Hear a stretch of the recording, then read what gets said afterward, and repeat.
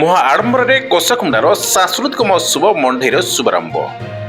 ନବରଙ୍ଗପୁର ଜିଲ୍ଲା କୋଷାକୁଣ୍ଡା ବ୍ଲକର ବ୍ଲକ ସ୍ତରୀୟ ସାଂସ୍କୃତିକ ଲୋକ ମହୋତ୍ସବ ମଣ୍ଡେଇ ଆଜି ଶୁଭାରମ୍ଭ ହୋଇଯାଇଛି। କୋଷାକୁଣ୍ଡାର ଅଧିଷ୍ଠାତା ଦେବତା ପ୍ରଭୁ ରାଜା ଚାଉରିଆଙ୍କ ମନ୍ଦିରରେ ପୂଜାର୍ଚ୍ଚନା ସହ ଏକ ମଶାଲ ଦୀପ ଜାଳି ସମସ୍ତେ ବାଜା ମୃଦଙ୍ଗ ଢୋଲ ମୋହରି ବାଣ ଫୁଟେଇ ପାରମ୍ପରିକ ବାଦ୍ୟ ସହ ଆଞ୍ଚଳିକ ମାଡ଼ିଆ ନୃତ୍ୟ ଢେମ୍ସା ନୃତ୍ୟ ପରିବେଷଣ କରି ଏକ ବିରାଟ ରୋଷଣୀ ପଦଯାତ୍ରା କରି ସମସ୍ତେ ଟିଅମି ବିଦ୍ୟାଳୟର ଖେଳ ପଡ଼ିଆଠାରେ ପହଞ୍ଚିଥିଲେ। ଆରମ୍ଭ ଭଗବାନଙ୍କ ଫଟୋଚିତ୍ରରେ ପ୍ରଦୀପ ପ୍ରଜ୍ୱଳନ ପୁଷ୍ପମାଲ୍ୟ ଅର୍ପଣ କରି କାର୍ଯ୍ୟକ୍ରମ ଶୁଭାରମ୍ଭ କରାଯାଇଥିଲା।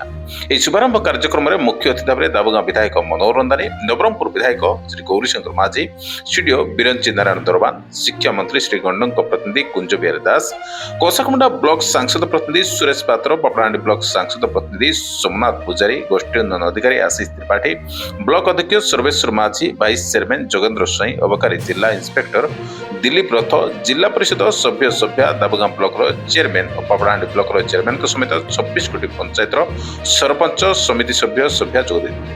ସମସ୍ତେ ପାରମ୍ପରିକ ବେଶଭୂଷା ଧୋତି କୁର୍ତ୍ତା ଓ ପଗଡ଼ିରେ ସୁସଜ୍ଜିତ ହୋଇ ରାଜା ଚାଉରିଆ ମନ୍ଦିରରେ ପହଞ୍ଚି ସେଠାରେ ବିଧିବଦ୍ଧ ଭାବେ ପୂଜାର୍ଚ୍ଚନା କରି ଶୋଭାଯାତ୍ରାରେ ଟିଅମି ବିଦ୍ୟାଳୟ ପଡ଼ିଆଠାରେ ପହଞ୍ଚିଥିଲେ। ସେଠାରେ ଆୟୋଜିତ ସଭା କାର୍ଯ୍ୟରେ ଅତିଥିମାନେ ନବରଙ୍ଗପୁର ଜିଲ୍ଲାର କଳା ସଂସ୍କୃତି ପରମ୍ପରା ଚଳଣି ରୀତିନୀତି ପର୍ବପର୍ବାଣୀ ଖାନପାନ ଓ ପରିଧାନ ଉପରେ ନିଜ ନିଜ ଅଭିଭାଷଣ ରଖିବା ସହ ନିଜ ଅଞ୍ଚଳର କଳା ସଂସ୍କୃତି ପରମ୍ପରା ଆଦିକୁ ଜୀବିତ ରଖିବାକୁ ଉପସ୍ଥିତ ଜନସାଧାରଣମାନଙ୍କୁ ପରାମର୍ଶ ଦେଇଥିଲେ।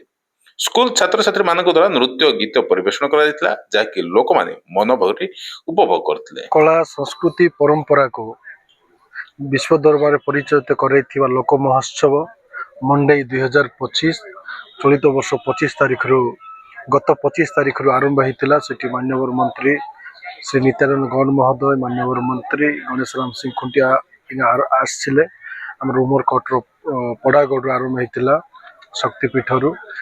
ଆଉ ଏମିତି ଯେଉଁ ପ୍ରତିଭାର ଅନ୍ୱେଷଣ ଚାଲିଛି, ଲୋକାଲ ଗୀତ ଯାକ ନାଚ ଗୀତ ରେଞ୍ଜଡ଼ି ଆମର ଢେମ୍ସା ନାଚ ମାଧ୍ୟମରେ ଆମର ମଣ୍ଡେଇକୁ ଦ୍ୱିଗୁଣିତ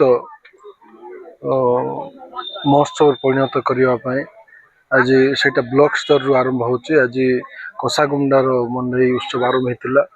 ଆଜି ହଜାର ହଜାର ଲୋକ ହାଟ ମଧ୍ୟ ଏଠି ମଣ୍ଡେଇ ଚାଉରିଆ ମନ୍ଦିରରୁ ଆରମ୍ଭ କରି ଏଠି ସ୍କୁଲରେ ଆସିଥିଲା। ଆଉ ଏମିତି ପ୍ରତ୍ୟେକ ବ୍ଲକରେ ହେବ ଏବଂ ଆସନ୍ତା 12, 13, 14 ତାରିଖରେ ମଣ୍ଡେଇ ଏବଂ 15, 16ରେ ପଲ୍ଲୀଶ୍ରୀ ମେଳା ଏମିତି 5 ଦିନ ଧରିକିରି ହେବ। यार उद्देश्य मंडईर उद्देश्य आप जाना दरकार जे जनप्रतिनिधि जनसाधारण एवं जो सरकारी कर्मचारी तीन जनकर मिलित उद्यम जेहेतु ये मंडई सरकारी मंडई करा यार उद्देश्य हूँ एकमात्र उद्देश्य हूँ सरकार विभिन्न योजना किभली भाव में भल भाव कार्यकारी हम और समस्त मध्य एकता भाईचारा रही संस्कृति समस्त परंपरा को पालन करंतु ए सब उद्देश्य नहीं मंडई पालन होउछि एवं आज समस्त स्कूल रो पिला मानकु सुजोग दिया है जो लुकायित प्रतिभा अच्छे बणमल्ली बणरे फुटी मौल जाउछन्ती तांकु सुजोग मिलु नाही। ए मंडई मंच रे से मानकु सुजोग दिया जाउछि, से माने तांकर कला नैपुण्य प्रदर्शन करिवे एवं बेस्ट टीम को आमे जिला स्तर निया जिवो एवं जिला स्तर पर से माने जिबे राज्य स्तर को।